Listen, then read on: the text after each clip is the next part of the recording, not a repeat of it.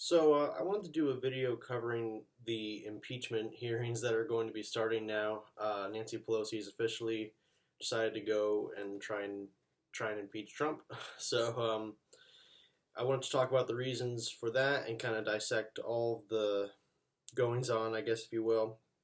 I wanted to first cover what was going on with Saudi Arabia, and they had a drone attack, and we supposedly have to have troops there now to protect their oil fields.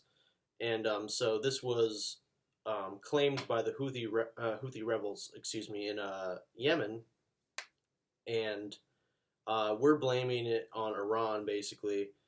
Um, and there's an argument to be had. Maybe they did have something to do with it because it was a drone attack and very kind of sophisticated and very precise things for kind of like a ragtag rebel army. So they say it was defensive, and to be clear, there was no one killed in this attack on the oil fields, but we're using it to escalate like we always do. Um, it's like they argue, it's like, oh, we're hurting Saudi Arabia's economy. Oh my gosh, like look at their economy's down now. It's like, yeah, well, you're waging a genocide on a country, on Yemen, and kids are dying from, very preventable diseases. Excuse me, and like this is ridiculous that we have come to this point where it's like so morally low, and I don't know how else to describe it, but the fact is, like, we're getting more involved under Trump. This is the problem of mission creep to me, because it's just like, how much more are we going to get involved in this? And we're escalating with Iran, but it's like people are complaining about Saudi Arabia's economy getting hurt. Well, we're essentially waging economic warfare on Iran too, because we're basically embargoing a lot of products from being shipped into there. We're actually blocking medicine from getting into Iran, and it's killing people. So, you know, there's no, in the media, there's no talk about the nuance behind this. It's always just kind of this global chessboard, and it's our side, so we're the good guys. You know, there's no real attention to actual tragedies being taken place, and actually, like, we're behind it, and at least abetting it in the case of Saudi Arabia and Yemen. And so we're gonna get into that a little bit later, but first let's talk about the Biden Ukraine corruption scandal, if you will. This is kind of the heart of what started the impeachment process now. So Trump made a phone call to President Zelensky of Ukraine. He demanded that there be a investigation into corruption with Joe Biden, and so the story behind that is it's like kind of all speculation at this point. I don't think there's been a lot of like, I don't know, like actual evidence and that kind of thing, because in Ukraine they said that there was no evidence to prosecute anything, but Trump was saying that he wants them to open an investigation into Biden's corruption because Biden supposedly used his status at the time as a vice president, his powers as an elected official, to get his son Hunter Biden a really nice job that pays well. And I'll be upfront right now and say, like, that doesn't surprise me at all. That's very run of the mill corruption, to be honest. And Trump's family is guilty of the same thing. I mean, you could look at Ivanka and her products basically getting special treatment in China. There's been great reporting on that. So there's corruption everywhere, and I would say, yeah, like, this is, it's wrong that Biden did this if this is in fact what was going on. But in the grand scheme of things, excuse me, this is not like a huge deal, really. I mean, like, this was not really impacting our national security. in any way. It's just kind of um, self self enrichment kind of thing. Um, which is why, yeah, like with Ivanka and China, like that's a issue, but it's not exactly the most pressing thing right now, of course. Um, but this is a conflict of interest for Trump. He's asking a foreign government to meddle in our election and achieve an intended result. He wants, because Biden is his political opponent. Excuse me. He's running on the Democratic side.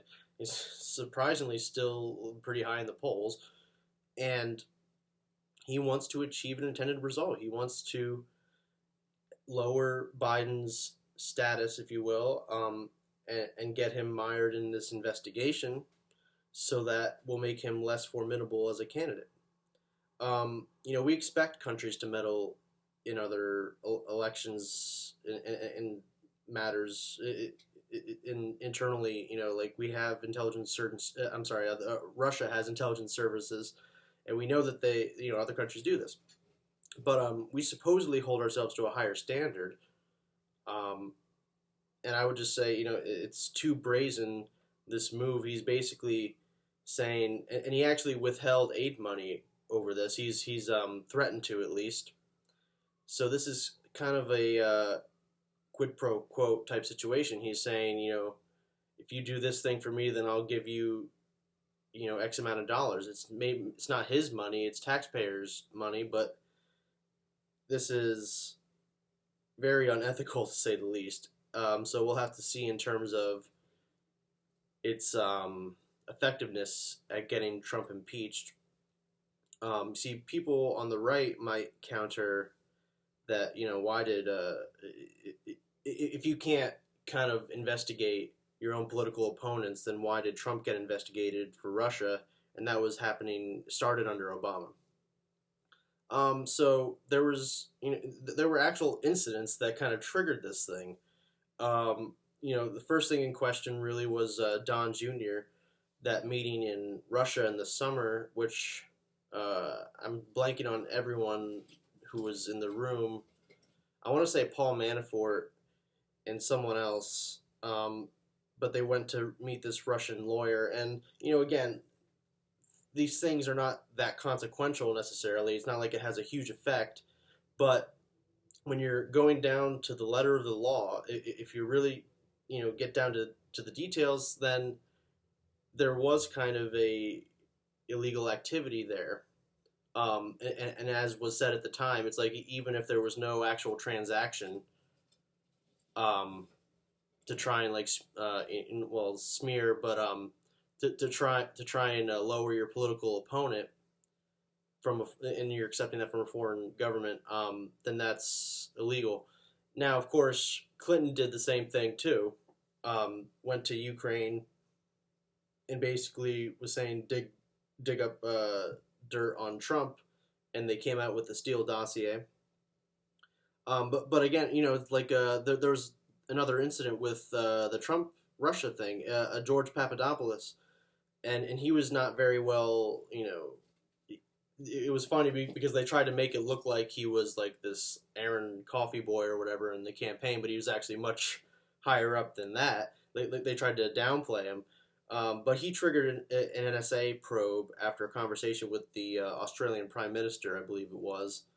And that was towards the end of the summer. I don't remember exactly what it was, but there's spy methods through the NSA, and they're able to, spy on our daily lives.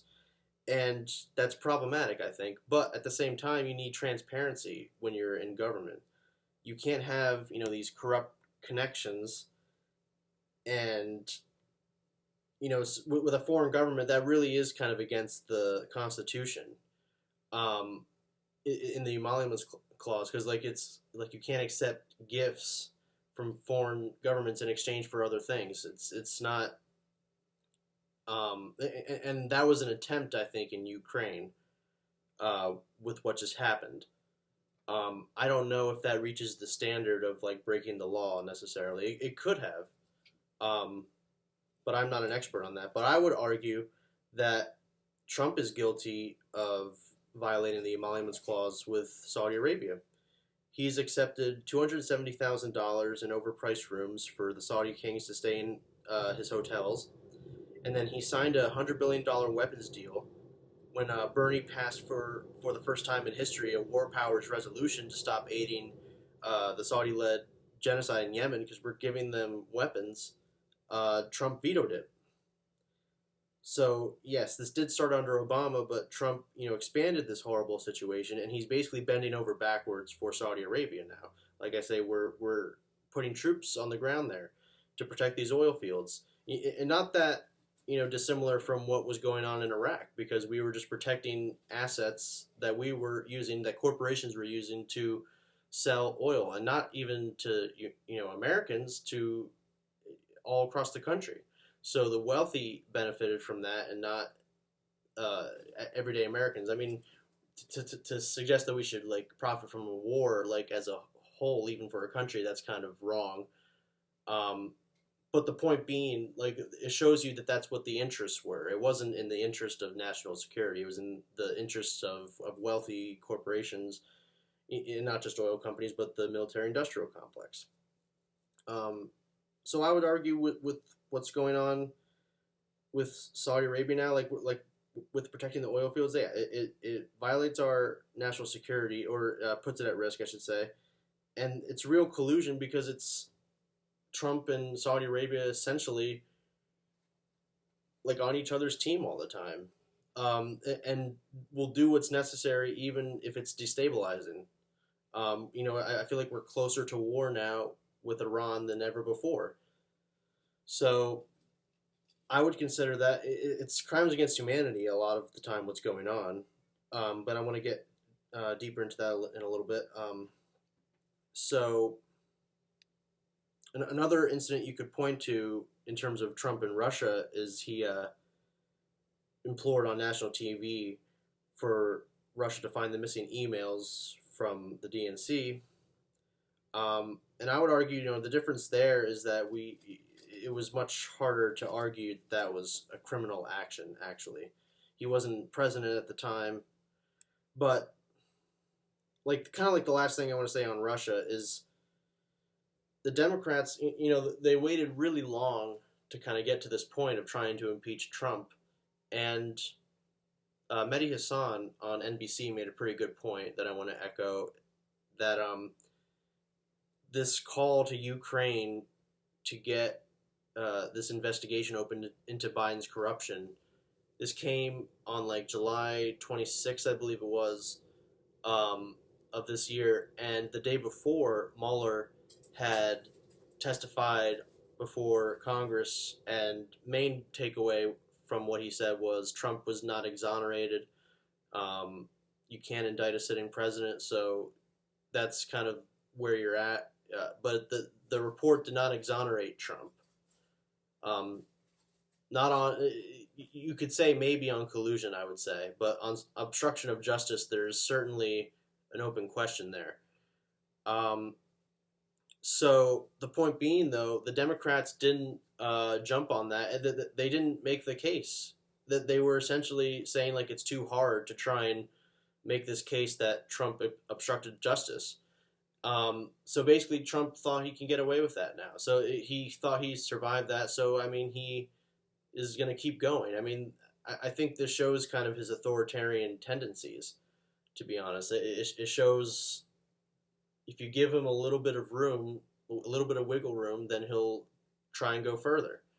And I've never been a fan of the whole Trump-Russia.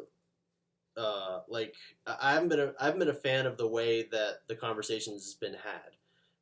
I think it's overblown in this sense that it's Trump and Russia were really working strategically together. I think it was kind of a mutual interest just lined up in that moment, kind of thing. There wasn't not that I could see it. And again, I didn't read the full report, so maybe there's something I don't know, but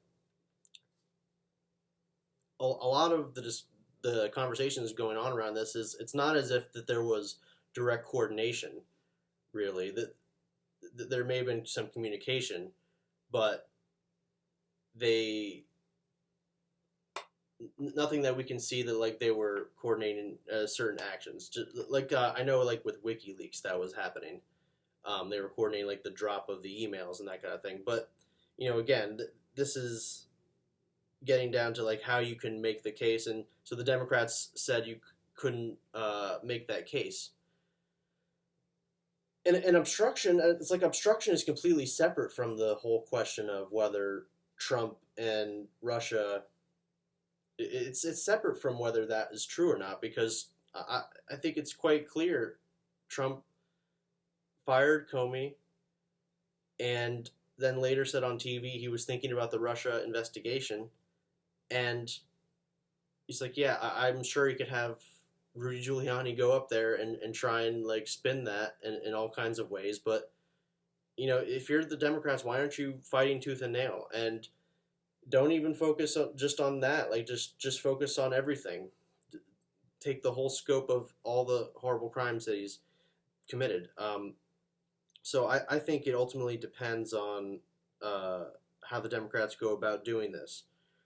Like I say though, like with the Biden Ukraine thing, his kind of plea to the Ukrainian president, whether or not that came to fruition, it may not matter in terms of impeaching him. But again, the Democrats, like I want them to not be so narrow in how they go about doing this. I want them to go after everything that Trump has been doing illegally. Anything that would be considered questionable, excuse me, in my view.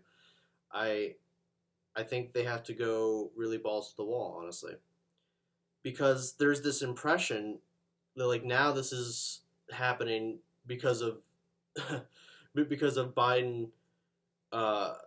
We can't possibly dig up dirt on Biden, and put aside for the time being like whether Trump has whether it's within his power. I mean, like I suppose it's within his power to do it, but it could break the law. It could potentially break the law. Um, it's like that's what was the breaking point, and not all these countless heinous policies that we've seen. So I mean, like if you want a reason to impeach Trump, I'll go right to the beginning. The first raid authorized under President Trump killed an 8-year-old American girl in Yemen. Her name was Nawar al-Awlaki, and it's horrible regardless of what citizenship she had. Like, let's be clear there. But think about this precedent that you have no due process, and it's a child. I mean, like as if this 8-year-old would be guilty of anything, but there's no process whatsoever. 14 civilians in total are killed. Extrajudicial killings, excuse me, are unconstitutional, I would argue, and it's a war crime. I mean, forget about unconstitutional. It violates international law. So, we have a two-tiered justice system in this country. Because Obama, you could argue, was guilty of the same thing. He killed a relative of Nawar al-Awlaki. It was a 16-year-old boy, and killed in a drone strike. And again, no due process, and the generals argued at the time like he should have had a better father, and that was their, I don't know, justification for killing him, or rationalization. Yeah, but like to pretend like things aren't getting worse under Trump and more vicious, I think is putting your head in the sand. I think you got to make these strong arguments though. You can't narrow the scope to just this Biden and Ukraine thing, because it's basically just Russiagate all over again, and it's like hardly even like that problematic. It's like I don't know. I could go in terms of the letter of the law. Like perhaps there is a case to be made, but I still think like to make the public case, you need something more, and it would matter, because if we have a situation where Trump survives impeachment, and I think it's if they decide to impeach him, like he may not get removed from office. They might acquit him, which is what happened to Bill Clinton. So I find it kind of unlikely that he's removed from office, but we'll have to wait and see. The thing to keep in mind is um, it may seem like a criminal trial and it's like the beyond reasonable doubt standard, but it's ultimately up to the judgment of elected officials. So you need a two-third majority in the Senate to impeach him. And Republicans, the Republican Party, the voter base loves him. There's a lot of elected Republicans that I think don't like him. Mitt Romney's a notable one. He's in the Senate now.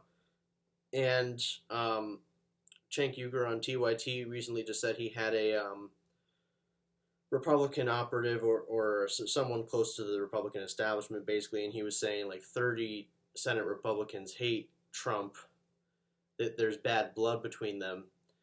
Now, that's, we have to take that with a grain of salt, and he even said that himself. It's like we can't prove that, certainly not right now.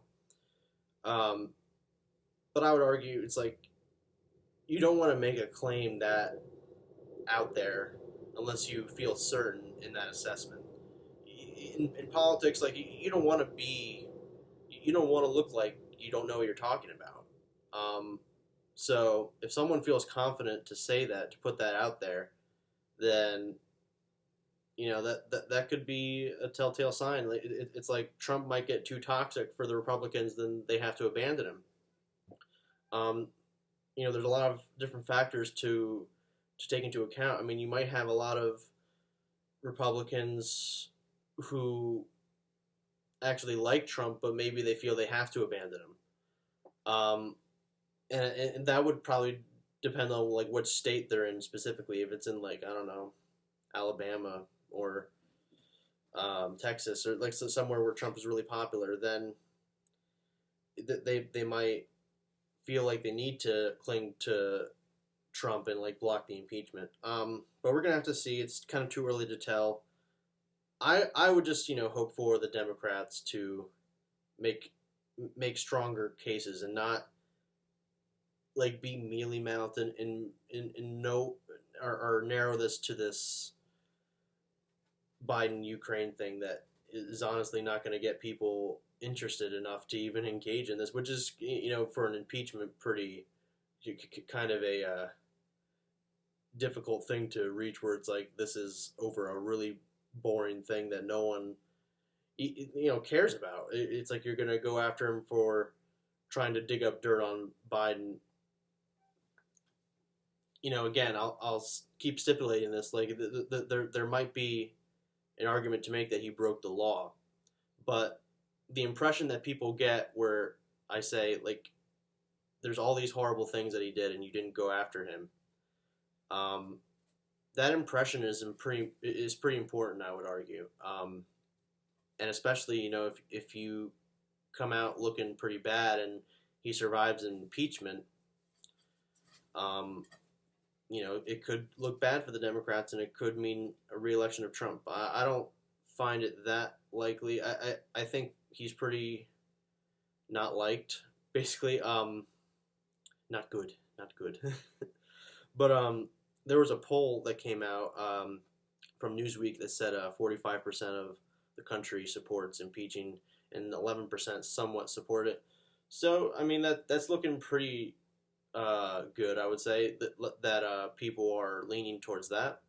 The Democrats just, they gotta not bungle this. So we'll have to see what happens.